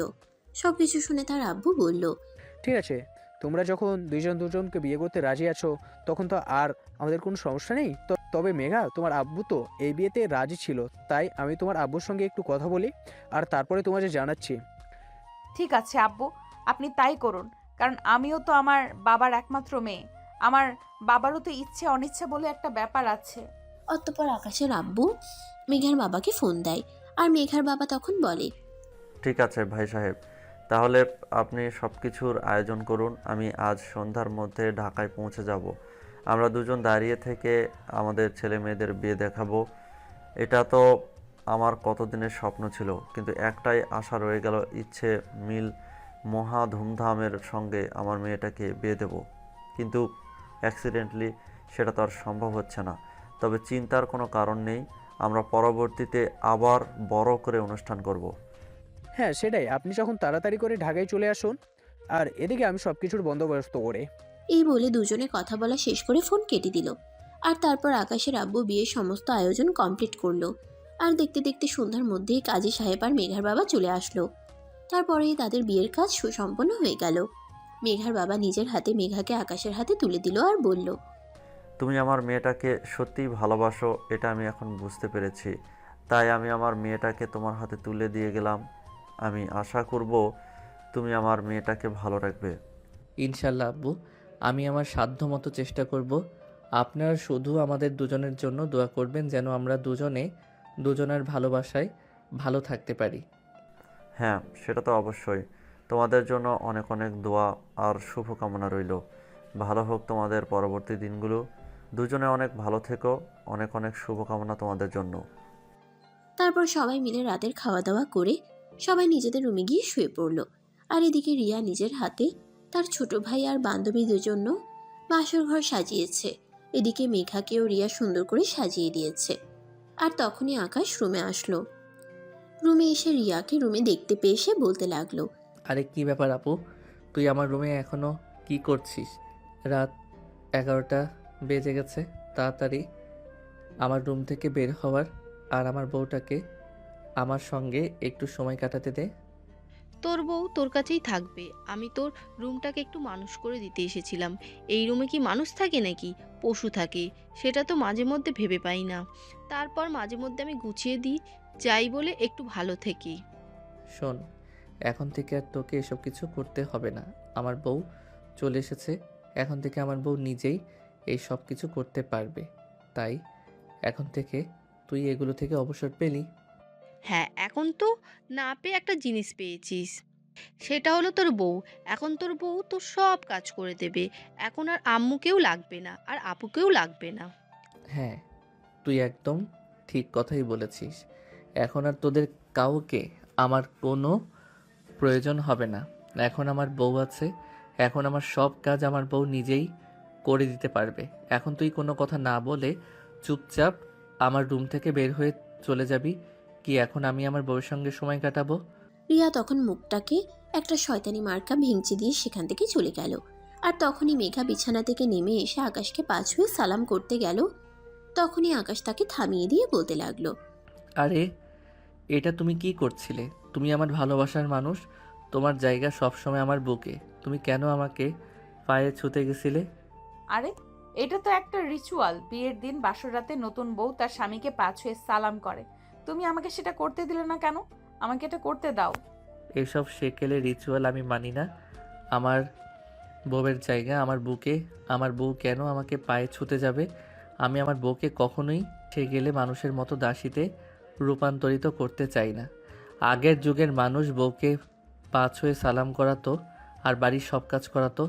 এক কথায় বলতে গেলে বউ ছিল তখনকার যুগের বাড়ির কাজের মেয়ে। কিন্তু আমি আমার বউকে সেরকমটা করতে চাই না। আকাশ শোনো, চোখ যতই বদলে যাক না কেন, বউরা সব সময় ঘরের কাজ করে, স্বামীর সেবা যত্ন করে, সংসার সামলায়, এটাই স্বাভাবিক। আমি সেরকমটা মানি না। আমার বউ আমার মতোই স্বাধীন থাকবে। তো আর যখন ইচ্ছা হবে কাজ করবে, যখন ইচ্ছা হবে না কাজ করবে না। তাছাড়া তার যদি কোনো কাজ করতে সমস্যা হয় তাহলে বাড়িতে কাজের লোক আছে, তারা করে দেবে। কিন্তু আমার বউকে আমি কখনোই আগের যুগের মানুষের মতো বানাতে চাই না। আর আচ্ছা বাবা, ঠিক আছে, তোমার বউকে তোমার যেইভাবে ইচ্ছে রাখতে হয় সেইভাবেই রেখো। আমি তোমাকে কিছুই বলবো না, কিন্তু এখন তো দরজাটা বন্ধ করে আসো। আরে ধুর, যা, এটা তো আমি ভুলেই গেছিলাম। আচ্ছা ঠিক আছে, তুমি দাঁড়াও, আমি এক্ষুনি দরজাটা বন্ধ করে আসছি। এই বলে আকাশ মেঘাকে ছেড়ে দিয়ে দরজাটা বন্ধ করলো। আর তারপরেই মেঘার কাছে চলে আসলো। ও ম্যাডাম, হবে নাকি এক রাউন্ড? চলুন না, এক রাউন্ড খেলা যাক। এটা তুমি আমাকে কেন বলছো?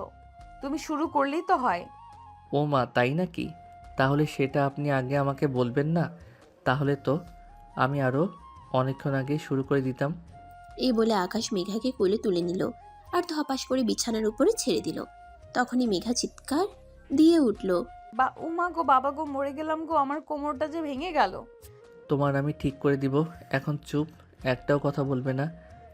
বাড়িতে অনেক মানুষ আছে, শুনতে পেলে কি বলবে? তাই বলে তুমি আমাকে এমন করে ধপাস করে বিছানার উপর ফেলে দেবে নাকি? আমার কোমরটা তো একদম ভেঙে গেল। কিন্তু তখন আকাশ মেঘার কোনো কথা না শুনে মেঘার উপর শুয়ে পড়ল আর তারপর তার ঠোঁট জোড়া নিজের দখলে নিয়ে নিল। তারপর আর কি, দুজন দুজনের মধ্যে হারিয়ে যেতে থাকলো। তখনই মেঘা বলতে লাগলো। আরে কি করছো তুমি? এত জোরে কেউ করে নাকি? খুব ব্যথা লাগছে তো। তাছাড়া এত জোরে করলে তো খাট ভেঙে নিচে পড়ে যাব। আরে, নিজের ভালোবাসার জিনিসটাকে এতদিন পর কাছে পেয়েছি, এখন কি আর মনকে বাধা দিয়ে মানিয়ে রাখা যায় নাকি? আর খাট ভেঙে নিচে পড়বে না।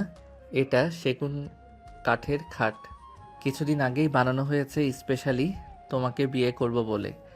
ওরে বাবা, বাবারে বাবা, তুমি এরকম একটা রোমান্টিক, এতটা রোমান্টিক, সেটা তোমার সত্যি জানা ছিল না। তাহলে থেমে আছো কেন? আরো জোরে দাও, আমার খুব ভালো লাগছে। হ্যাঁ, আমিও তো সেটাই বলছি। সিনিয়রদের বিয়ে করার মজাটাই আলাদা। ওদেরকে কোনো কিছু শিখিয়ে দিতে হয় না, ওরা নিজের থেকেই সব জানে। ইনফ্যাক্ট ওরা অনেক সাহায্য করে।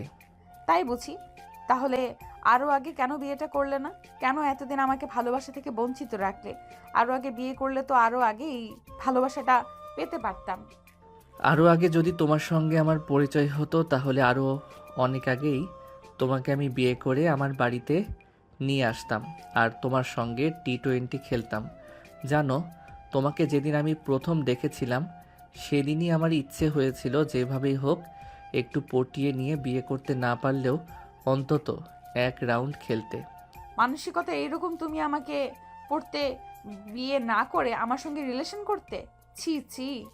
আরে ভাই, ছিছি করার কি আছে? এখন তো তোমার সঙ্গে আমার বিয়েটা হয়ে গেছে, এখন তো তুমি পার্মানেন্টলি আমার হয়ে গেছো। আর যখনই আমার মন চাইবে তখনই আমি তোমার সঙ্গে খেলতে পারবো। হ্যাঁ, সেটা তো ঠিক আছে। এখন আমি ফর্মালিটি, তোমার তোমার যখন মন চাইবে তখনই তুমি আমার সঙ্গে T20 খেলতে পারবে। কিন্তু তুমি যে এই কথাটা বললে, ওটা কিন্তু আমার একদমই হজম হলো না। ওটা কিন্তু একদম খারাপ একটা কথা। আরে ভাই, বাদ দাও সেসব কথা। ওসব কথা বলে এখন এই রোমান্টিক সময়টাকে নষ্ট করো না।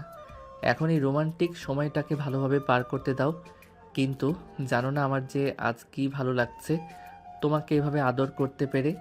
আমারও খুব ভালো লাগছে। পরে কিন্তু আবার বলতে পারবে না আমার কোমর ব্যথা করছে, আমার পেট ব্যথা করছে, তাহলে কিন্তু খারাপ হবে। আরে বাবা, একদমই নয়। আমি এসব কথা কখনোই বলবো না। 1 ঘন্টা খেলার জন্য আমি পুরোপুরি প্রস্তুত। যেন আমার বডি ফিগার দেখে আমার বন্ধুরা সব সময় বলতো আমি নাকি অনেক সময় নিয়ে খেলতে পারবো। কিন্তু তখন আমি এই কথাটা বিশ্বাস করতাম না আর ওদেরকে বকাঝকা করতাম। কিন্তু আজ আমার এই কথাটা সত্যি মনে হচ্ছে। তুমি আমাকে যতই ভালোবাসা দিচ্ছ, আমার মনে হচ্ছে যেন এটা কম হয়ে যাচ্ছে। আরও চাই। তাই বুঝি? তাহলে তো আজ রাতে তোমাকে 3 বার আদর করব, নিতে পারবে তো? অবশ্যই পারবো। তুমি যেতে পারলে আমি নিতে পারবো না কেন? তুমি আমাকে যত বাড়ি দিবে আমি তত বাড়ি নিব। তোমার আদর খেতে আমার খুব ভালো লাগছে। এভাবেই চলতে থাকলো তাদের রোমান্টিক সিন। সারা রাত ধরে দুজন দুজনকে আদর করলো আর ভালোবাসে ভরিয়ে রাখলো। ফজরের আজান দিবে এমন সময় দুজনে গোসল করে ঘুমিয়ে পড়লো। পরদিন সকালবেলা ঘুম থেকে উঠেই মেঘা তার শাশুড়ি মায়ের সঙ্গে রান্নার কাজে সহযোগিতা করছিল। আর তখনই রিয়া ঘুম থেকে উঠে রান্নাঘরের এদিকে আসে। মেঘাকে রান্নাঘরে দেখে রিয়া বলতে থাকে। ওরে বাবারে, বাবা এখনো সকাল 8টা বাজলো না, আর নতুন বউ দেখি রান্নাঘরে চলে এসেছে শাশুড়ি আম্মুকে রান্নার কাজে সহযোগিতা করার জন্য। তো কি করব? তুমি তো আর রান্না করতে আসবে না। তাছাড়া আমার কাজের লোকের হাতে খাবার খেতে একদম ভালো লাগে না। তাই নিজেই চলে আসলাম শাশুড়ি আম্মুকে একটু রান্নার কাজে সাহায্য করার জন্য। দেখলি তো মেয়েটা কত লক্ষ্মী। তোকে তো আমি কোনো দিন কোনো কাজের কথা বললেও করাতে পারি না। আমি 1000টা কাজ করে দিলেও তোমার মন আমি কোনোদিনও পাবো না, কারণ আমি আর তোমার পুত্রবধূ নেই যে অল্প কাজ করলেও অনেক সুনাম অর্জন করতে পারবো। দেখ, একদম ফালতু বকিস না। মেঘা, মেয়েটা সত্যি অনেক ভালো আর লক্ষ্মী একটা মেয়ে। নাস্তা বানানো প্রায় হয়ে এসেছে। তুই সবাইকে ঘুম থেকে ডেকে তুলে টেবিলে নিয়ে আয়। তারপর সবাই মিলে একসঙ্গে বসে নাস্তা করব আজ। ঠিক আছে, আমি এক্ষুনি সবাইকে ডেকে নিয়ে আসছি। এই কথা বলে রিয়া সবাইকে ঘুম থেকে ডেকে তুলতে গেল। সবাইকে ঘুম থেকে ডেকে তুলতে পারলেও আকাশকে ঘুম থেকে ডেকে তুলতে পারলো না। সে বেশ কয়েকবার আকাশকে ডাকাডাকি করলো, কিন্তু আকাশ ঘুম থেকে উঠছেই না। আচ্ছা ঠিক আছে, আমি এক্ষুনি সবাইকে ডেকে নিয়ে আসছি। এই আকাশ, আকাশ কি হলো, তুই এখনো ঘুম থেকে উঠছিস না কেন? সকাল 10টা বেজে গেছে, সবাই নাস্তার টেবিলে তোর জন্য অপেক্ষা করছে, তাড়াতাড়ি ঘুম থেকে ওঠ। আমি ঘুম থেকে উঠতে পারবো না। আমার বউকে গিয়ে বলো আমার জন্য নাস্তা নিয়ে এখানে চলে আসতে। তারপর আমি আমার বউকে নিয়ে এখানে নাস্তা করব। সাহেব, সেটা হবে না। আম্মু বলেছে সবাই একসঙ্গে ডাইনিং টেবিলে বসে নাস্তা করবে, কারণ আপনার শ্বশুরমশাই এখনও এই বাড়িতে রয়েছেন, তাই আপনার উচিত তাকে একটু সম্মান জানানো। দুর্বাল ভালো লাগে না। আচ্ছা ঠিক আছে, তুই যা, আমি আসছি। সারা রাত ঘুমাতে পারলাম না, এখন একটু ঘুমালাম, তাও আবার এখন বিরক্ত করতে চলে আসলি। রিয়া তখন কোনো কথা না বলে রুম থেকে বের হয়ে চলে গেল।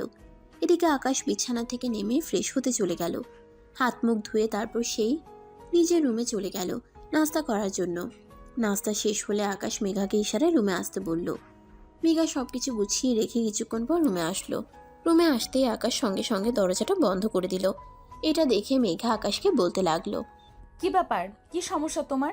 তুমি এভাবে রুমের দরজাটা বন্ধ করলে কেন? বাড়িতে কত গেস্ট আত্মীয় স্বজন রয়েছে, সবাই কি মনে করবে বলো? কে কি মনে করলো কে কি মনে করলো না, তাদের কখনোই আমার কোনো কিছু যায় আসে না। তাছাড়া বাড়িতে গেস্ট রয়েছে, তাই বলে কি আমি আমার বউকে আদর করব না নাকি? দেখো, এখন কিন্তু একদম এসব হবে না। বাড়িতে অনেক আত্মীয় স্বজন মেহমান রয়েছে, তাদের জন্য দুপুরের খাবার বানাতে হবে। সব কিছু আম্মু একা একা করতে পারবে না, আম্মুকে আমার সহযোগিতা করতে হবে। তাই এখন এসব ফাজলামো না করে আমাকে যেতে দাও। তুমি বলবে আর আমি তোমাকে চলে যেতে দিব, সেটা তো হবে না। আমি তো তোমাকে বলেই দিয়েছি এই বাড়িতে কাজ করার জন্য অনেক কাজের লোক রয়েছে, কিন্তু আমাকে ভালোবাসা দেওয়ার জন্য, আমাকে আদর দেওয়ার জন্য তো তুমি ছাড়া আর কেউ নেই। তাই এখন তুমি কোথাও যেতে পারবে না। এখন তুমি আমাকে আদর করবে। আরে, তোমার কি মাথা খারাপ হয়ে গেছে নাকি? আমি তো সেটাই বুঝতে পারছি না। কি সব পাগলের মতো কথা বলছো? এরকম কথা বলতে হয় না। বাড়িতে মেহমান রয়েছে, তাদের সামনে এইসব করতে হয় না। ওরা চলে যাক, তারপর রাতে তোমার সঙ্গে ইচ্ছা মতো খেলবো। বললাম তো, আমার এক্ষুনি আদর চাই। আমি এক্ষুনি তোমার আদর পেতে চাই। তুমি যদি এখন আমাকে নিজের ইচ্ছায় আদর করতে না দাও, তাহলে কিন্তু আমি জোর করেই তোমার সঙ্গে করব। এই বলে আকাশ মেঘাকে টান দিয়ে নিজের সঙ্গে জড়িয়ে নেয়, আর মেঘার ঠোঁট দুটো নিজের দখলে নিয়ে নেয়, আর তারপর ইচ্ছে মতো কিস করতে থাকে। এভাবেই চলে গেল প্রায় 5 মিনিট। মেঘা নিঃশ্বাস নিতে পারছে না, কিন্তু আকাশের সেদিকে কোনো খেয়ালই করছে না। তার আদর আর ভালোবাসা চাই, এটাই শেষ কথা। তাই সে নিজের মতো করেই কিস করে যাচ্ছে। প্রায় 6 মিনিটের মাথায় আকাশ মেঘাকে ছেড়ে দেয়, আর তখনই মেঘা চিৎকার দিয়ে বলে ওঠে। হ্যাঁ আম্মু, আমি এক্ষুনি আসছি, আপনি 1 মিনিট দাঁড়ান। এটা শোনা মাত্রই আকাশ মেঘাকে ছেড়ে দিল, আর তখনই মেঘা দৌড়ে রুম থেকে চলে যেতে যেতে বলল। কি দেখলে, আমার বুদ্ধির কাছে কিন্তু তুমি হেরে গেলে। আম্মু কিন্তু আমায় ডাকেনি, আমি নিজেই এরকম করেছি যাতে তুমি নিজের থেকে আমাকে ছেড়ে দাও, আর আমি তোমার থেকে ছাড়া পেয়ে চলে যেতে পারি। ও আচ্ছা, এই কথা। আচ্ছা ঠিক আছে, এখন যাও। তবে একটা কথা মনে রেখো, দিন শেষে ঘুরে ফিরে কিন্তু তোমাকে আমার কাছেই আসতে হবে। তখন কিন্তু আমি তোমায় এমন অত্যাচার করব যেটা তুমি সহ্য করতে পারবে না, আর কারোর কাছে বলতেও পারবে না। তখন বুঝবে মজা। তুমি আমায় আদর আর ভালোবাসা দেবে, এটাই তো। তুমি আমায় যতটা ভালোবাসা দিবে আমি ঠিক তোমার কাছ থেকে ততটাই নিব, একটুও না করব না। কিন্তু মশাই, এখন রান্না করতে যেতে হবে, গেলাম, বাই বাই। এই বলে মেঘা দৌড়ে দৌড়ে সিঁড়ি দিয়ে নামছিল, আর তখন রিয়ার সম্মুখীন হয়ে গেল। রিয়া তখন মেঘাকে বলতে লাগলো। কি গো ম্যাডাম, কি ব্যাপার, জামাই রেখে বাইরে আসতে একদম মন চায় না নাকি? এই কথা আমাকে বলছো কেন তুমি? তোমার ভাইকে বলতে পারো না? তোমার ভাই তো আমাকে বাইরে আসতেই দেয় না, সারাক্ষণ আমাকে নিয়ে বিছানায় শুয়ে থাকতে চায়। আমি কি করব? তোমার মতো সুন্দরী বউ পেলে তো বিছানা শুয়ে থাকতে ইচ্ছা করবেই। তোমার মতো সুন্দরী বউ পেলে কি বউ দিয়ে কাজ করাতে ইচ্ছা করবে নাকি? যাই হোক, এখন রান্নাঘরে চলো। ভালো ভালো মেহমানগুলো বিদায় হয়ে যাক, তারপর তুমি তোমার জামাই নিয়ে রুমের মধ্যে সারাক্ষণ দরজা বন্ধ করে শুয়ে থেকো। কেউ তোমাদের বিরক্ত করবে না। রিয়া, তুমি কিন্তু আমাকে খোঁটা দিয়ে কথা বলছো। এটা কিন্তু একদমই ঠিক হচ্ছে না। হাজার হোক তুমি কিন্তু আমার বান্ধবী, তুমি আমার সঙ্গে এরকমটা করতে পারো না। ম্যাডাম, আমি আপনার বান্ধবী ছিলাম, এখন আর আমি আপনার বান্ধবী নেই। এখন আমি আপনার বড় ননদিনী। সো আমাকে সম্মান দিয়ে কথা বলবেন। বড় নদী হয়ে ছোট ভাবিকে এইসব কথা বলতে লজ্জা করে না ম্যাডাম আপনার? এই বলি মেঘা রিয়াকে একটা চড় মারতে চাইছিল, আর তখনই রিয়া দৌড়ে সেখান থেকে চলে গেল। আর এদিকে মেঘা কিচেনে এসে তার শাশুড়ি মাকে রান্নার কাজে সহযোগিতা করতে লাগলো। আর এভাবে দেখতে দেখতেই দিনটা চলে গেল। সবাই নিজেদের বাড়িতে চলে গেছে। আর তারপর রাত 10টার দিকে সবাই খাওয়া দাওয়া শেষ করে নিজেদের রুমে ঘুমানোর জন্য চলে গেল। এদিকে মেঘা তখনও রান্নাঘরে কাজ করছে। এতগুলো মানুষ খাওয়া দাওয়া করেছে, সেই প্লেটগুলো পরিষ্কার করে রাখতে হবে, তো মেঘা সেগুলোই পরিষ্কার করছিল। তখনই আকাশ মেঘাকে ডাকতে থাকে। এই মেঘা, একটু তাড়াতাড়ি রুমে আসো তো, একটা জরুরি কাজ আছে। আপুকে বলো কি তোমার জরুরি কাজ করে দিতে। আমি আমার হাতের কাজ শেষ করে তারপর আসছি। আপুকে দিয়ে যদি কাজটা করানো যেত তাহলে অবশ্যই আমি তোমাকে বলতাম না ওই কাজটা তোমাকেই করতে হবে। তাই তাড়াতাড়ি চলে আসো। আচ্ছা ঠিক আছে, তুমি ওয়েট করো, আমি আসছি। এই বলে মেঘা নিজের হাতের কাজ শেষ করে তারপর রুমের দিকে অগ্রসর হলো। আর তখনই রিয়া আবার তার সামনে এসে দাঁড়ালো। তা ম্যাডাম, বান্ধবী, কাল রাতে কেমন খেলেছিলেন বললেন না তো একটু আমাকে? হাজার হলো তো আমি আপনার বান্ধবী, একটু হলো বলা উচিত ছিল। নিজে একটা বাড়ি করে নাও, তাহলেই তো তুমি তোমার জামাইয়ের সঙ্গে খেলে মজা নিতে পারো। আমাকে কেন বলছো? আমি না তোমার ছোট ভাইয়ের বউ হই। ছোট ভাইয়ের বউকে এইসব কথা বলতে হয় না, বুঝলা? আমার তো আর তোমার মতো জুনিয়র বয়ফ্রেন্ড নাই, তাহলে আমি কাকে বিয়ে করব? তোমরা দেখে শুনে একটা ছেলের সঙ্গে আমাকে বিয়ে দিয়ে দাও, তারপর না হয় তার সঙ্গে T20 খেলবো। আরও তো খেলা ইচ্ছা করে, আমারও তো খেলতে ইচ্ছা করে। ঠিক আছে মিস ননদিনী, আপনার এত চিন্তার কোনো কারণ নেই। আমি কালকে শ্বশুর আব্বুর সঙ্গে কথা বলে আপনার বিয়ের ব্যবস্থা করছি। তারপর আপনি আপনার জামাইকে নিয়ে যা ইচ্ছা তাই করবেন। কিন্তু দয়া করে ছোট ভাইয়ের বউয়ের সঙ্গে এইসব কথা বলতে আসবেন না। লজ্জার ব্যাপার, বুঝতে পেরেছেন? বুঝতে না পারলেও বুঝে নেব। এখন আপনি আপনার রুমে যান, আপনার জামাই অনেকক্ষণ ধরে আপনার জন্য অপেক্ষা করছে, তার বুঝি তর সইছে না। চলুন তাড়াতাড়ি। মেঘা তখন রিয়ার কথার কোনো উত্তর না দিয়ে চুপচাপ রুমে চলে গেল। আর এদিকে আকাশ মেঘাকে দেখে রাগে গজগজ করতে করতে বলল।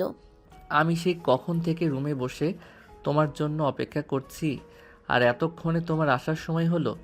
এভাবে বুঝি কেউ নিজের জামাইকে অপেক্ষা করায়? কি করব মিস্টার জুনিয়র রোমান্টিক জামাই? শ্বশুরবাড়িতে নতুন বউ, শ্বশুর বাড়ি সবাই মন জয় করে চলতে হবে। তাই তো রান্না করে একটু কাজ করছিলাম। যাই হোক, এবার আপনার মন জয় করে নেব। তাহলে শ্বশুরবাড়ির সব মানুষ নিয়েই থাকতে জামাইয়ের কাছে কেন আসতে গেলে? জামাইয়ের কাছে থাকলে তো জামাইকে সব সময় ভালোবাসতে হবে, জামাইয়ের মন রক্ষা করতে হবে। কিন্তু তুমি তো শুধু শ্বশুরবাড়ির মানুষের মনের চিন্তাই করো। আরে মিস্টার জামাই, এবার তো বললাম আমি আপনার মনের আশা পূরণ করব। চলুন বিছানায়। এই বলে মেঘা রুমের দরজাটা বন্ধ করে দিল। আর তারপর আকাশের কাছে এগোতে লাগলো। মেঘার চোখ দুটো যেন নেশা হয়। আকাশ শুধু এই চোখ দুটোর দিকেই তাকিয়ে আছে। প্রথম দিন যখন আকাশ মেঘাকে দেখেছিল, মেঘার এই চোখ দুটো দেখে আকাশ মেঘার প্রেমে পড়ে গেছিল। আজ আবারও মনে হচ্ছে সেই মেঘার এই নেশাময় চোখ দুটো দেখে প্রেমে পড়ে গেছে। মেঘা আকাশের দিকে এগিয়ে আস্তে আস্তে আকাশকে বলল। কালকে তোমার বাড়িতে কোনো মেহমান নেই, তাই সকাল সকাল ঘুম থেকে ওঠারও কোনো তাড়া নেই। তাই ভাবছি আজ সারা রাত তোমার সঙ্গে খেলবো। হয়েছে হয়েছে, আমাকে পাম দেওয়ার কোনো প্রয়োজন নেই। আমি খুব ভালো করেই জানি তুমি একটু পরেই ঘুমিয়ে পড়বে। আমার আর আদর দেবে না, কারণ সারাদিন তুমি অনেক পরিশ্রম করেছো। একটু পরেই বলবে আমার খুব টায়ার্ড লাগছে। না মিস্টার জামাই, একদমই নয়। আমি আপনাকে এই কথা কখনোই বলবো না। আজ সত্যি সারা রাত আপনার সঙ্গে T20 খেলবো। সত্যি বলছো তো? তাহলে চলো শুরু করা যাক। এই বলে আকাশ নিজের কাছে টেনে নিল। আর তারপরেই শুরু করলো ভালোবাসার পর্ব। এভাবে সারা রাত ধরে চলল তাদের ভালোবাসার আদান প্রদান। সত্যিই তারা দুজন দুজনকে পেয়ে অনেক খুশি, কারণ দুজন দুজনের মনের মতো দুজনকে পেয়েছে। যেমন তারা মনের দিক থেকে ভালো, তেমনি শারীরিক সম্পর্কের দিক থেকেও এক কথায় বলা যায় বেস্ট কাপল। সারা রাত দুজনে খেলাধুলা করে তারপর সকালের দিকে ফ্রেশ হয়ে এসে ঘুমিয়ে পড়ল। তারপর যখন ঘুম ভাঙলো তখন আনুমানিক দুপুর 12টার মতো বাজে। দুজন দুজনকে জড়িয়ে ধরে ঘুমাচ্ছে। আর সবচেয়ে অবাক করার ব্যাপার হলো দুজন তখনও কাপড়বিহীন অবস্থায় রয়েছে। আকাশ মেঘাকে কাপড় পরিধান করতে দেয়নি, কারণ সে মেঘাকে সারা রাত কাপড়বিহীন অবস্থায় দেখতে চেয়েছিল। মেঘাও তার স্বামীর একমাত্র বাধ্য, তাই সে আর কোনো আপত্তি না করে সারা রাত ওভাবেই শুয়ে রইল। ঘুম থেকে মেঘা উঠলেও আকাশের ঘুম থেকে উঠছিল না। তার চোখে রাজ্যের ঘুম, তাই মেঘা আকাশকে ডাকতে লাগলো। এই কি হলো, এখনো ঘুম থেকে উঠছো না কেন? দুপুর তো হয়ে গেল, এখন ঘুম থেকে ওঠো। না, একদমই নয়। আজ সারাদিন তোমাকে বুকে জড়িয়ে রেখে ঘুমাবো। তুমি কোনো কথা না বলে চুপচাপ আমার বুকের উপর শুয়ে থাকো। আরে বাবা, এটা বললে হয় নাকি?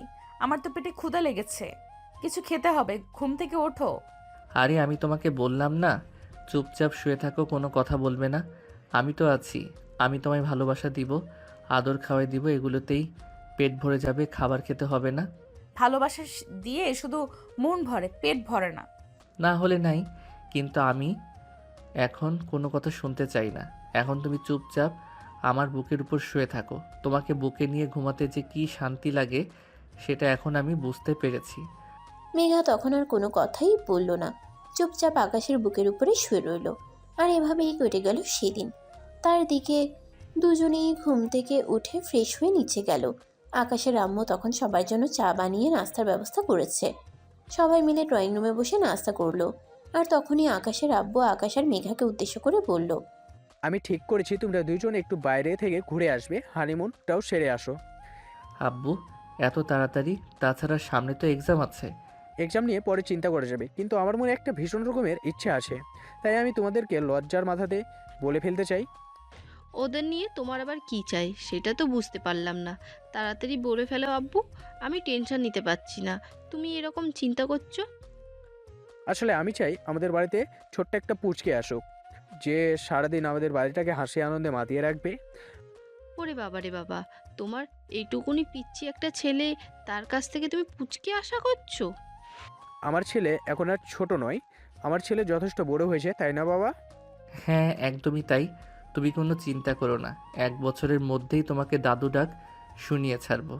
আমার উপর ভরসা রাখো। এই বলে আকাশ তখনই একটা শয়তানি মার্কা হাসি দিয়ে মেঘার দিকে তাকালো।